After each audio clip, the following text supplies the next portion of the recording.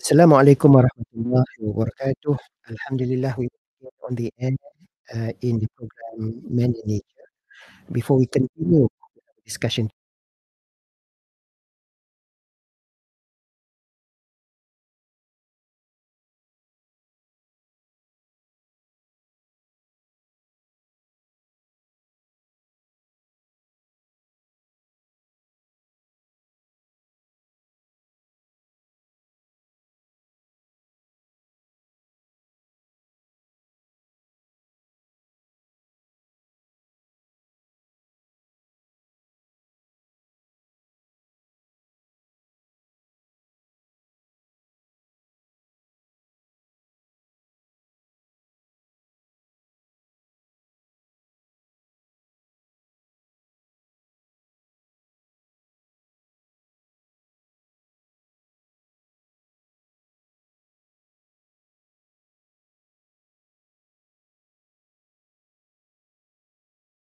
Warahmatullahi taala wabarakatuh, Dr. Sheikh. welcome to the program Men in Nature.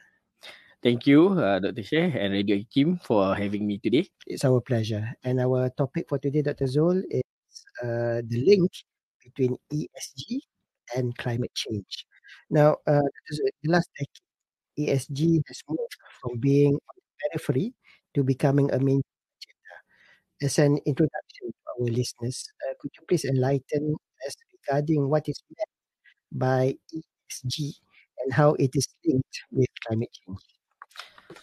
Thank you, Dr. Sheikh, for the question. Assalamualaikum and salam sejahtera to our listeners today. I will begin by introducing what is ESG. ESG is an acronym for environmental, social, and governance. Historically, ESG has evolved from other movements that focus on health and safety issues, pollution reduction, as well as corporate philanthropy. It was in 1949 that the United Nations embarked in the first attempt to address and prevent further damage of natural resources through a conference called United Nations Scientific Conferences on Conservation and Utilization of Resources in New York. However, Dr. Sheikh, Mm, after 74 years, here we are still talking about establishing a sustainable economy. It is not really easy to change the behavior of 7.9 billion people that live on this planet. But since 70% of all carbon dioxide emission come from the industry, mhm, then industry must be a good place to force a change. This is where the Sustainable Development Goals (SDG) and environmental social governance (ESG) that we are discussing today, all these elements come to play. They are the blueprints to a sustainable future. While the term ESG is often used in the context of investment, mm, stakeholders include not just the investment community, industry, businesses, but also consumers like each and every one of us, suppliers, and employees of institution, all of whom are increasingly interested in how sustainable an institution could be. By definition, if we look to Sustainable Development Goals, which is related to ESG, it comprises of the 17 goals as meant to be a global call to action to eradicate poverty, protect the planet, ensure peace and prosperity for all. On the other hand, ESG, the topic today, stands for environmental, social, and governance, where those are the factors that are being used in business and finance to refer to an institution's performance in these three key factors: mhm, environment, social, and also governance. So the first is its impact on the environment, its treatment of employees and investors, as well as all its good governance practices.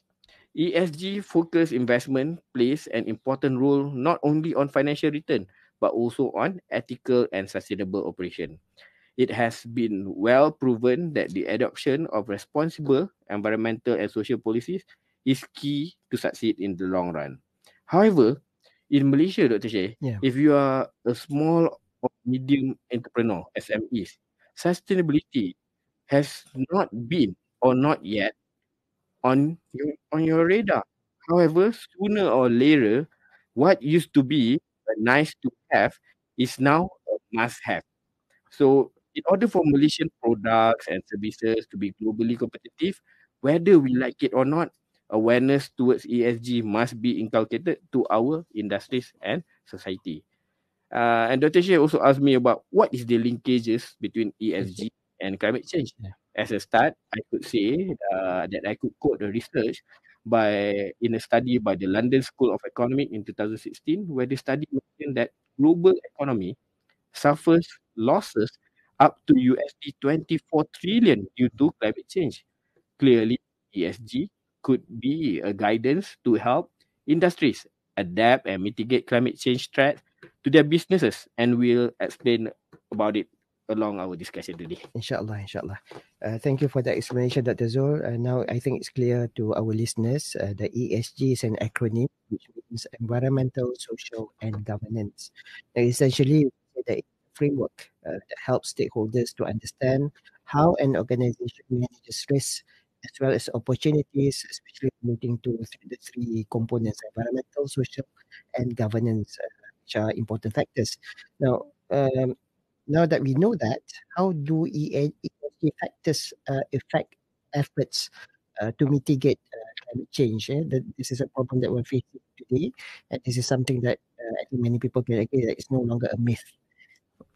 For today, I think I could share two ways on how ESG could affect the climate change scenario. Mhm. First, it could be used to help prioritize the various climate mitigation strategies that are already in place. As an example, an institution or a company may choose the option to adopt renewable energy or energy saving measures to lower their carbon footprint. Additionally, the company that achieve high ratings in its environmental indexes might be more favorable by the environmentally conscious consumer. Mhm. It should be noted by all of us that younger generation consumers, the millennials, the Gen Zs, are more inclined to support green products according to a research in 2021. And they are currently the largest share of the consumer demographic. So in return, the company will be favored more by the consumers as well as regulators, leading to higher demand for their products and services. In the long run, this will lead to higher investment by the industries toward climate change, climate friendly strategies. Secondly, it will change the way any institution or businesses market themselves. When an institution is deemed to be environmentally friendly, or in this case, ESG certified, the institution might be endorsed and might win some green awards, again, leading to higher demand towards their products or services. I believe that when their action towards protecting the environment is being translated towards savings or generating more ringgit and profits, it will get a better buy-in by the industry and businesses. Overall, ESG framework could help the positioning of product and services in the green conscious market and attracts industries to invest more in climate mitigation strategies. In other words, what you're saying is that basically ESG is also a form of branding strategy for companies. But of course, I think we can tell that ESG and also corporate social responsibility or CSR are not only focused on profits, finances, and governance, but also consider people and the planet, hence the E part, environmental. Which is clearly related to sustainability as well as sustainable development. Now, in your opinion, Dr. Zul, could the implementation of ESG practices help to address the challenges posed by climate change? Uh, yes, definitely. Okay. I believe that by implementing environmental, social, and governance ESG practices based on its framework can help to address climate change challenges. ESG practices emphasize the importance of sustainable business practices that take into account environmental impact, social responsibility, as well as good governance. As an example, companies can reduce their carbon footprint through the implementation of renewable energy resources, energy efficient technologies, and sustainable supply chain management. They can also support climate friendly policies and work towards mitigating their impact on the environment.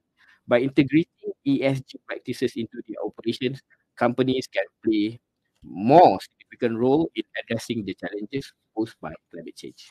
Now, it seems that from what I understand from your answer, business entities are very much interested in ESG due to the primarily the financial outcomes that are linked to ESG. There are also practices that companies can adopt in order to prioritize environmental sustainability and adopt more sustainable and environmentally conscious business practices. Could you perhaps give us some examples of ESG practices that can help in our, in our fight against climate change and also to reduce the greenhouse gas emissions? I'll try to give some examples on how ESG practices can help fight climate change and reduce the carbon dioxide emission. First, we could look into energy efficiency. Mm. It is the low-hanging fruit where all institutions can implement technologies and processes such as utilizing renewable energy resources. But if it is not available, then we may optimize our existing building design as well as utilizing energy efficient equipment. Secondly, we could also focus on reducing our carbon footprint by setting science-based target for reducing carbon emission and regularly monitoring and reporting on progress towards this goal. We could also look into sustainable supply chain management to ensure that we procure green products and green services. In addition, we could also look into sustainable land use, protecting and restoring forests, wetlands, and other natural habitats, as well that help to store carbon and provide other ecosystem services. Additionally, as a member of the society, we could utilize sustainable transportation, encouraging low carbon transportation options such as hybrid vehicles, public using public transportation, or perhaps active transportation, walking and biking. Uh, for waste, implementing waste reduction, reuse and recycling program to reduce greenhouse gas emission could also be done. And these examples are not limited and could be more depending on the nature of businesses and industries. We've been talking about businesses and industries, but I was just wondering from your question, from your answer, uh, how is this being implemented at universities? For example, in UM, I'm sure there are efforts and also initiatives to inculcate ESG practices in the context of a university. There are many ESG approaches that are currently being practiced in university, especially University Malaya, Dr. Sheikh. And we can see among the initiative that we have done awareness program as well as education, which relate very much to the three factors mentioned beforehand. And we also embark on the journey to have a sustainability policy so that everybody, all the members of the institution, as well as the public, could rally behind and support so that it will increase the knowledge and understanding toward ESG as well as climate issues so that we can increase the awareness and encourage more practices by the society and the members. So, having said that, I would like to urge members of the society and encourage all industries in Malaysia to prepare and start to participate in this ESG wave, which is globally being discussed. Right. Now you said globally, still have a bit of time. If I may add one or two more questions. Dr. Zul, I forgot to mention earlier that you're also you a Fulbright scholar, just came back from the US. Perhaps you can share with us in terms of ESG, what are the lessons that we can learn from a country like the US, which is, people consider the US to be more developed, and therefore perhaps when it comes to ESG, they are more advanced compared to us. But perhaps you can share some of the lessons learned that we can probably adopt and adapt in Malaysia. Dr. Sheikh, it's true we can say that the United States of America is an advanced country. Mm. But to say that they are currently pioneering the ESG practices, it is actually not very true because they are also in the process of understanding ESG and start to in the very preliminary to start their ESG practices. But the challenge that is really paramount in the United States is that they are too used into using big items, big spaces, and their cars. They are using big engines, so it's kind of hard for them to start minimizing the carbon footprint, especially when you have to measure everything. But then what we can look as the best practices is their huge investment in trying to green the processes. So they really put a lot of investment into it so that it could work, although the challenges is quite high.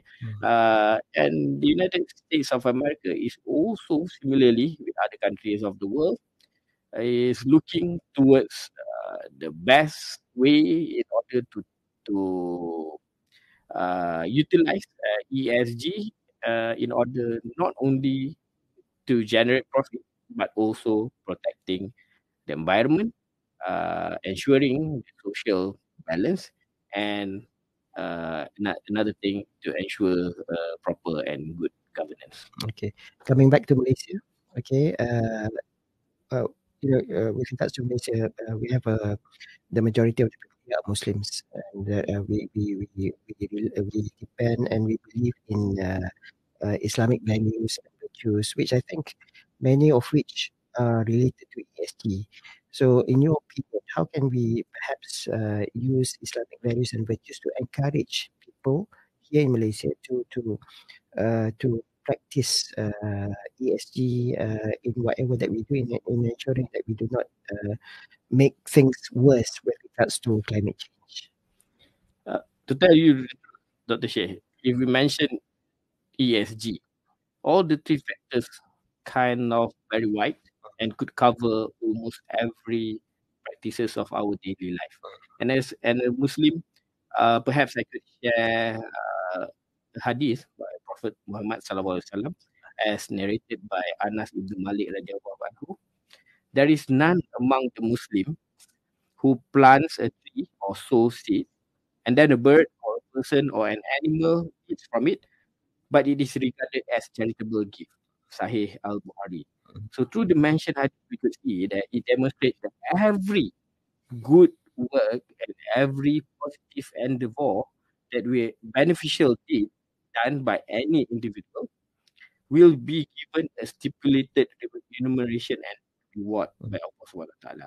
Therefore, embarking in this journey could be said in protecting the environment would be impactful and bring us not only profits in the long run, not only monetary gains, but that towards sustainability and also protecting our ummah, inshallah. Inshallah. Some people may say, okay, I'm not a researcher, I'm not a scientist, I'm just a normal person, a lay person. What would you say to that person when it comes to ESG practices? What would you tell him or her as to the potential benefits that he can get by practicing ESG? Dr. Sheikh, I believe in lifelong learning. So although uh, the member of the society might currently not have the knowledge to ESG, but we are currently living in an abundance of information, the age of information. So I believe that it is accessible, the information is accessible, and there are also sustainability stars, researchers that are working out there in a lot of practices, either the pillars of environmental, social, and governance. And as a matter of fact, members of the public could participate by supporting one of these projects. Mm.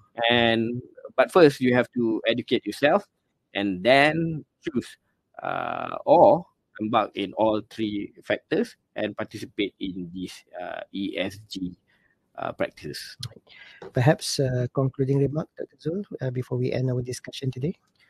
As a concluding remark, I could say to listeners today that please look into the hadith that I've mentioned, that we must always be doing good deeds aligned with ESG, and then the monetary gain profits will come for the businesses or institution that we work on, as well as it could also protect the environment and the ummah.